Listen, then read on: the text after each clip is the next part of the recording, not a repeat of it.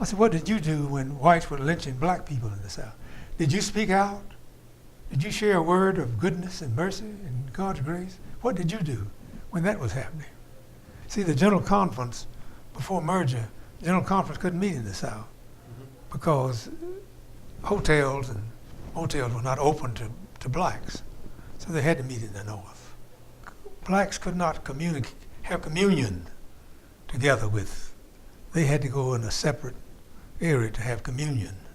That's what started some of the predominantly black denominations, is because the opportunity to separate people when even the body and broken body and shed blood of Christ could not be together in taking communion.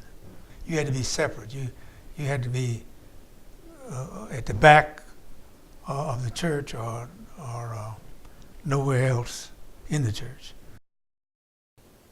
But the thing that irks me most is the fact that the church did not take leadership in abolishing segregation. The state and the government did. We didn't move until after segregation was abolished in eliminating the central jurisdiction.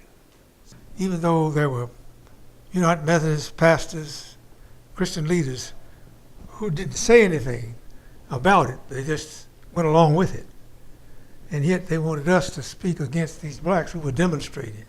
But they did nothing about what was happening in the South in terms of lynching black people and the matter of speaking out against injustice when it occurs.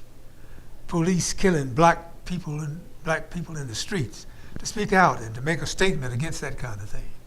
I think the church must take a stance against that kind of violence and crime that's particularly happening on a high level. The AMEs and AME Zions and the CMEs, those persons would not consider moving, and they even criticized us for staying in the church because of segregation. But we stayed in it, and we had faith and believed that God would lead us to abolish the central jurisdiction and move in the direction of being the Christian Methodist, United Methodist Church. And I'm pleased and happy that our United Methodist Church is moving in the right direction. What advantage did we have in the central jurisdiction?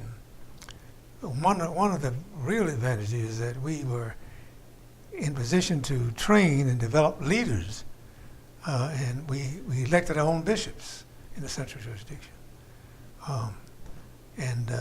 When we merged, it means that bishops are elected in jurisdictions, not separate, but together. I think probably there were some concerns about the appointment process, as I said, and leadership positions in the church. And will we have an opportunity to serve as well as anybody else in the conference? You see, to serve on boards and agencies was a stepping stone to General Conference. So there were persons who kept to make sure that they were on certain boards and agencies so that there could be an opportunity to go to General Conference. For example, in the beginning of merger, you had the whites kept the chairmanships of boards and agencies as a stepping stone to General Conference, as I said. And yet, eventually, during the meeting together and sharing, we've probably changed that view, where the doors were open for anybody to be chairman. But most of the people on the committee really wanted to see us move forward in terms of eliminating the central jurisdiction and open the doors of opportunity for all persons. Most of them wanted to see that happen. What were the highlights of this merger process so far as you were concerned? The highlight was that we were striving to be Christians and open the doors of opportunity for everybody, no matter what race or color they might be. That was the highlights, to open the door of opportunities. Even though we still have predominantly black churches, predominantly white churches, but the doors are open. You can join any church you want to. It simply means that the church is striving to be inclusive and is moving in that direction. And that the doors of the church are open, both black and white, wherever you want to. Most people choose to go to the church they want to go to, but the doors of opportunity are open, and that's a blessing.